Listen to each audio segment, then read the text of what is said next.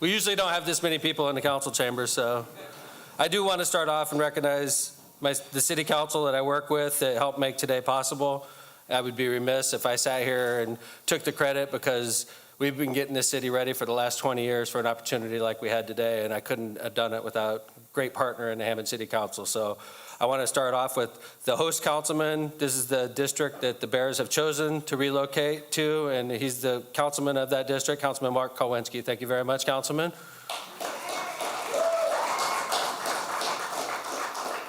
She's the council president, Janet Videz. She's a councilwoman at large. Thank you very much. Hammond's 6th District Councilman, Scott Rakos. Thank you very much, Councilman. Hammond's 3rd District Councilman, our host councilman here, Barry Tyler. Good to see you, Councilman. He represents the entire city as well, Councilman at large, Dan Spitali. This is my councilman. He represents Hammond's 5th District, which is where Woodmar and where Purdue Northwest is, Councilman Dave Warple. Last, but certainly not least, Hammond's 2nd District Councilman, Alfonso Salinas. Good to see you, Councilman. Thank you. Hope I didn't miss anybody. I want to start off with a prepared statement, and then I'll be ready to answer questions. For those of you that heard my statement in the State House earlier, this will be somewhat reminiscent of it, so please bear with me. I wanted to first off welcome everybody and say happy 219 Day. It's a fake holiday we made up 10 years ago. It's our area code, and I have a feeling this 219 Day 2026 is going to go down as the best 219 Day in the history of the area code. So happy 219 Day. Today I testified in Indiana State House Ways and Means Committee on Senate Bill 27. I want to thank Governor Mike Braun. You know, thank you. In 2026, it's not often you see people working across party lines. And you certainly don't see it very often coming from elected leaders, the governors and things of that nature. Governor Mike Braun never let politics get in the way of this deal. He was a champion from the moment this became available. And mayors can't do this on their own. You need help from the state leadership. Governor Mike Braun, thank you very much. Thank you, Governor Mike Braun. I'm a Democrat, and I'm a Democrat in a red state, and sometimes you don't get an opportunity to work with people on the other side of the aisle. So I've known a lot of these people through the media and over the years. A guy like Todd Houston, who's Indiana Speaker of the House. Could we give him a... Todd represents Fishers, Hamilton County. He made it a point, first off, to carry this bill. Speakers don't do that. They don't carry bills. Todd Houston carried this bill. Todd Houston made it a point a couple weeks ago to come to Hammond, Indiana, and meet with elected leaders from Lake and Porter County and tell them what the score was. This deal does not happen without Todd Houston exerting his leadership like that. So thank you to Todd Houston, Indiana Speaker of the House. I'm going to try not to cry, so bear with me. Senator Ryan Mishler and I got elected at the same time. His career went off in one direction, I went off in another. I've been mayor for 22 years here in Hammond. Senator Mishler's been in the Indiana Senate, and he's become one of the leaders of the Indiana Senate. This is a guy that when he carries bills, they get it done. When Senator Mishler picks up a bill, that bill's going to pass. And when Senator Mishler picked up Senate Bill 27 and carried it, I knew that we were well on our way. So Senator Ryan Mishler, thank you very much. Representative Earl Harris, he's one of ours. He's from the region. His father represented Northwest Indiana for decades. Earl has done a great job. His father was one of the original proponents of bringing the Bears to Northwest Indiana, and his father's no longer with us. Representative Earl was a great guy. We all miss him. His son has picked up the mantelpiece. He passed a bill last year that established a sports tourism agency here in Northwest Indiana, and I know today was a very special day for Earl Harris to see what happened in the Indiana State House happen. So thank you very much to Representative Earl Harris. And last but not least, Jim McGough. I don't think he'd want me to mention him the way I'm mentioning him. This guy has worked thousands of hours on this project. making it happen. This guy gets deals done. He's done Lucas Oil Stadium. Jim McGough, this deal does not happen without his leadership and the leadership of the Indiana Finance Authority. So thank you very much to Jim McGough as well.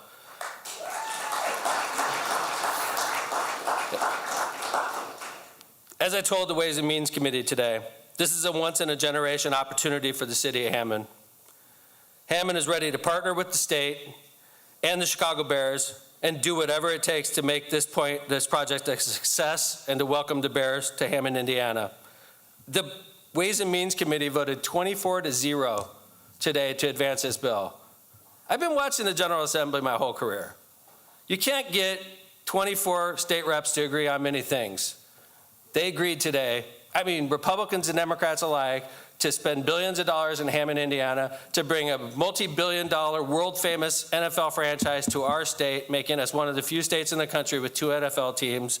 Indiana's headed in the right direction, and I want to thank every member of the Ways and Means Committee today for doing what they did. The move by the state of Indiana and the Bears tells the rest of the country that Indiana is not just keeping up, it's leading. Although the location has not been determined, we're not going to talk about that because it's not me to talk about it. This is the Bears project, and when they're comfortable and ready to talk, they're going to talk about it. But basically, Senate Bill 27 is important to the city of Hammond because it defined the term city as the city of Hammond, Indiana. I know we've seen a lot of proposals coming from other municipalities and even other states that decided to jump into this ordeal. All along, we knew that Hammond was the chosen location, but we couldn't say anything. Today, I was finally freed, and Senate Bill 27 defined the term as city. And those of you that know me know I like to talk. So the past couple months has been really hard on me, so I'm finally free, and thank you all for coming. But it lays out a solid framework. Senate Bill 27 also lays out a solid framework for the state's commitment to bringing the Bears to Hammond. The Bears today in their press release mentioned their commitment to finishing the due diligence to fulfill their vision and make a site near Wolf Lake and Hammond their future home and to build a world-class stadium there. This legislation sets out and establishes the framework for the Northwest Indiana Stadium Authority and the Stadium Board, where Hammond and other governmental entities have representation to help set up property acquisition, finance, leasing, construction, and operation of the stadium once built. This legislation also sets out and establishes the framework for the Northwest Indiana Professional Sports Development Area in Hammond. Our redevelopment commission is ready and prepared to move this forward and to establish it per state statute. This allows an area to include a stadium, parking, training facility, facilities to manage and operate the team. This legislation sets out and establishes Northwest Indiana Stadium Developed District in Hammond that operates much like a TIF district does. And as the Speaker of the House pointed out today, this framework is not foreign to Indiana. It's the exact same way that Indiana got the Colts deal done with Lucas Oil Stadium, as well as the Pacers deal done. So Indiana, for Hammond, Indiana, Northwest Indiana is being treated exactly as they treated Indianapolis when they got these types of deals done, which I know makes us all feel really good. Of course, the state's going to spend over $1 billion on this proposal, and it's going to require payback. Hammond, there will be taxes on the people that enter this facility. Hammond is expected to pass an admissions tax that'll apply to everybody that enters the facility to help pay back this $1 billion. Lake County Innkeepers tax, so the people that come to Hammond and stay the night, that tax is going to go up. The Lake County Food and Beverage tax is supposed to be instituted, and I know county officials have been briefed on this, as well as a Porter County Food and Beverage tax, which is the same model that they used in Marion County and the surrounding counties when they built Lucas Oil Stadium. This proposal is fair. It's an amazing opportunity for our city. It's going to create thousands of jobs. The Bears themselves is thousands of jobs, not to mention the construction jobs that go into the stadium, the parking facilities around the stadium, and the ancillary development that's going to come, and it's going to come. I've heard a lot of people say, you know, Mayor, I've read a lot of smart studies from people, and they say these stadiums don't benefit the area they're located in. I'm willing to give it a shot, because I tell you what, I think a lot of these places, if you're in New York and you say, yeah, what does the stadium do for us here? Or if you're in Chicago, you already got a theater district. You already got hotels. You got all this great development. I have a feeling when we locate this to Hammond and we make this whole development over there, you're going to see the same types of things that develop in downtown Chicago start to develop in Hammond. And it's going to make a major difference on the quality of life of our residents, on our city, and our state. I want to thank everybody for being here, and I'm available to answer any questions you may have. Congratulations, Mayor. Thank you, thank you, thank you. This is a happy day. Thank you guys for being here. And so I'm going to get to your questions, I promise. So, yes, ma'am. Thank you, ma'am. Hi. Hello to you. So this afternoon we had a chance to be here on the ground talking to residents. I know you mentioned some of the taxes. Will any of the tax burden actually fall on property owners in the area? And what will be your response to those who fear that it may fall on their children? Not directly, but there will be, I imagine, property values increasing, which raises your taxes, because in Indiana, we are taxed in our homes at 1% of your home's value. So if you have a $100,000 home, you get property taxes of $1,000 a year. If your home increases in value to $200,000, your taxes are going to go up to $2,000. But your property went up $100,000 in value, and I realize there's people that are struggling to make ends meet. But, you know, I think it's a good thing when property values rise, but unfortunately that also drags up your tax rate as well. But nothing directly, ma'am, to answer your question. Mayor, do you think some still feel that this could still be some type of leverage for the team to eventually pursue a deal in Arlington Heights? Yes, ma'am. What are your thoughts on that? Initially, this has been a process. I've been involved in this since the holidays. Okay, I'm not going to be specific, but I have to be honest with you. Early on, I was very skeptical. But anytime you have an amazing opportunity in economic development, you pursue. And we pursued. And there was one day when property owners were being notified by the state of Indiana that they wanted to acquire their property for this deal. That's when it started to get real for me. And I don't want to be specific, but there is going to be property acquisition involved in this process. And there's going to be hundreds of millions of dollars of infrastructure that's going to be involved in this, hundreds of millions of dollars of infrastructure improvements to that area involved in this. But so when people were starting to be contacted by the state of Indiana, that's when I felt that it was real. And you know, at the end of the day, if the Chicago Bears spend $10 million in Hammond and they end up saving $1 billion in Illinois, I can't control that. That was a good investment by the Bears. But if Illinois can match our deal, I don't know if they will, but let's say they match. Let's say we have $1 billion on the table and Illinois puts $1 billion on the table. I think 9 times out of 10, the Bears pick Indiana because we're a better business climate. And for the next 30 or 40 years, Indiana is going to be in a better position than Illinois. And I think the Bears, as any big business, are looking to save money. So I think they're going to choose Indiana, personally. Yes, ma'am. Can you speak to essentially what the Wolf Lake area has to offer, especially because I know Gary was in the mix, Portage was in the mix. Why is it Hammond that you think is now where they're trying to move forward? Okay. Location. Let's start with that. All right. I think for the Bears, I can't speak for the Bears, but if I was running the Bears, I would want to be as close as possible to Soldier Field. But if you could be only 20 miles from Soldier Field and get all the amazing advantages Indiana offers to businesses, why wouldn't you put your toe over the line, get all the business advantages that Indiana offers, and you're still a bike ride away from Soldier Field?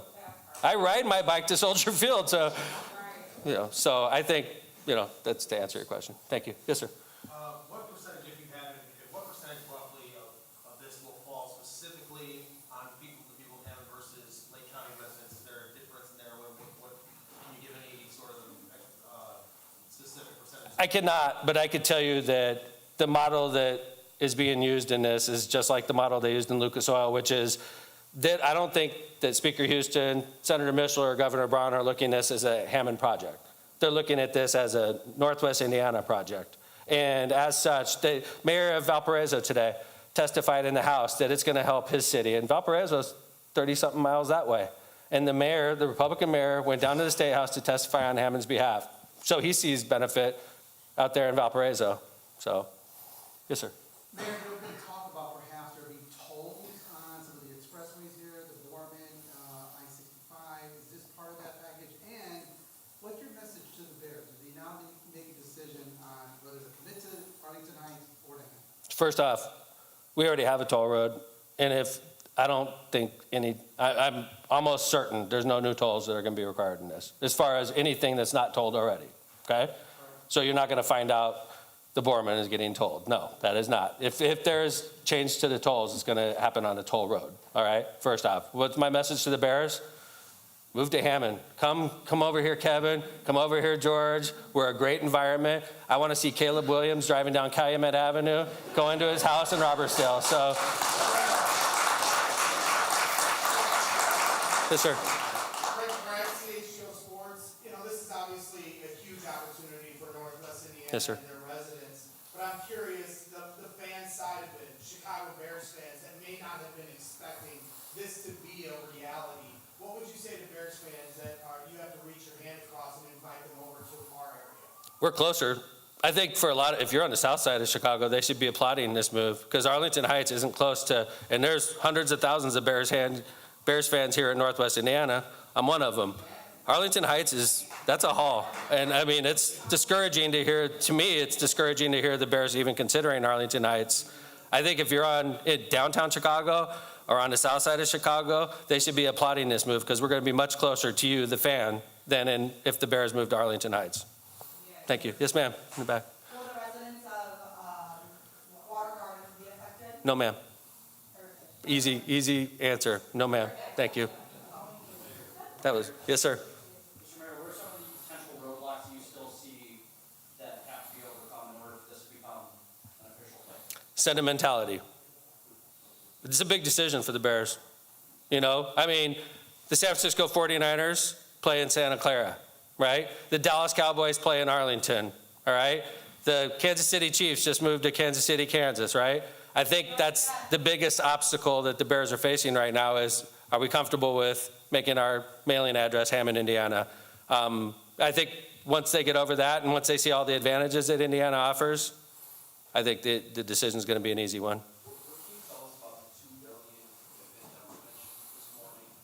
I could. Is that actually going towards the stadium itself, which was similar to the Arlington Heights proposal? And then second, just can you explain the ownership of the stadium, like how that will work? No.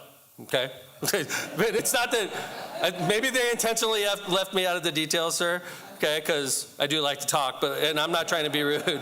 Okay, but I can tell you this: the $2 billion or $1.5 billion that the state of Indiana is putting up, they want to get paid back, and I don't blame them. All right. So, quite frankly, we made early commitments. City Hammond, obviously, it's a big part of our city that we'd be potentially giving up to the Bears.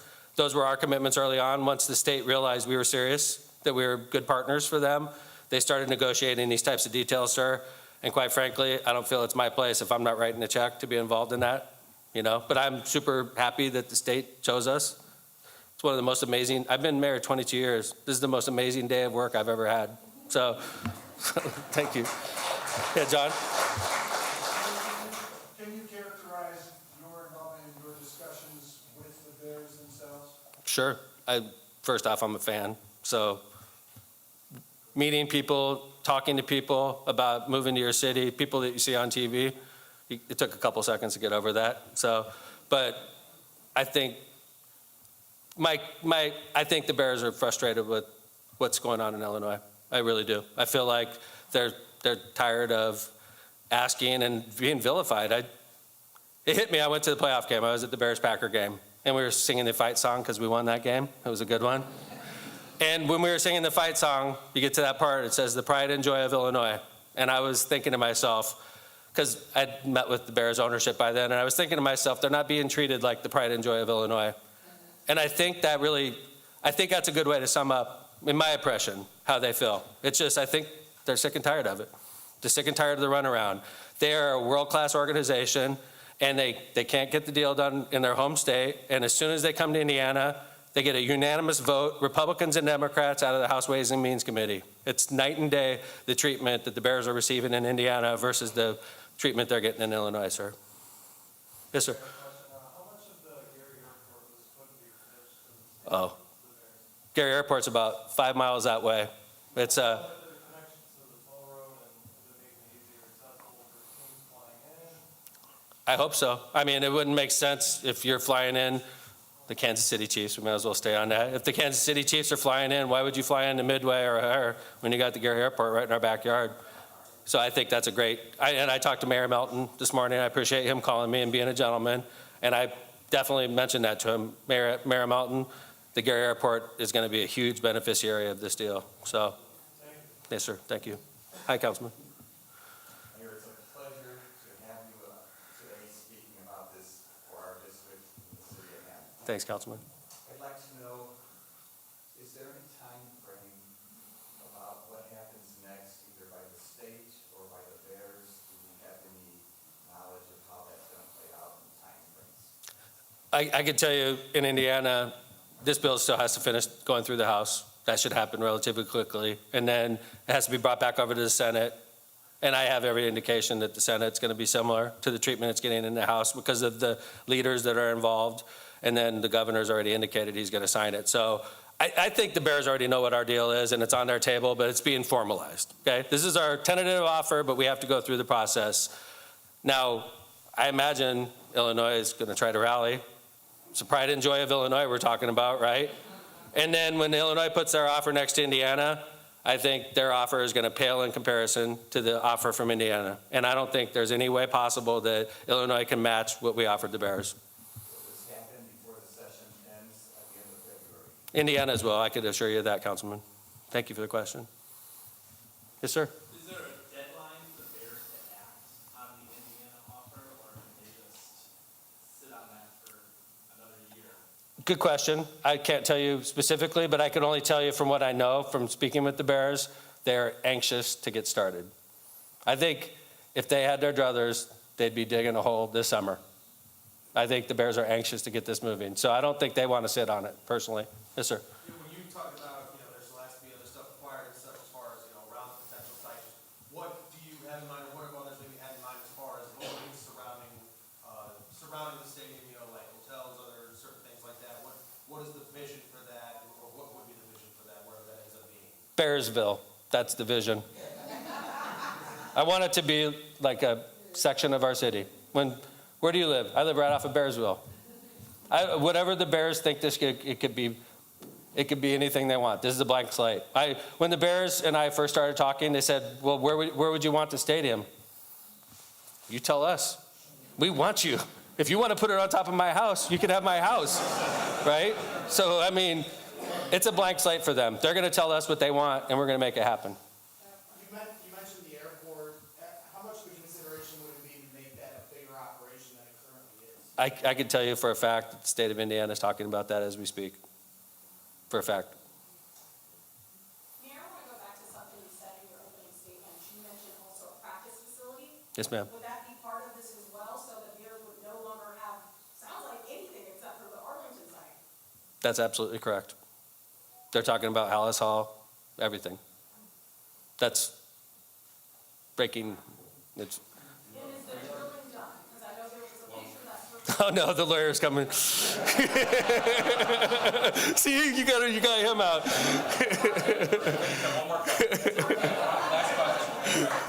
What's that? I'm sorry. Are they done with the drilling and the site survey? I don't know if they're done, but they punched a lot of holes in the northern part of our city. So. All right, one more question. Yes, sir. Zach Miller, Community Sports. Hey, Zach. Any conversation on what else would happen at the facility other than just football, would it host another big event? Absolutely. It's one of the biggest reasons it's going to be a dome.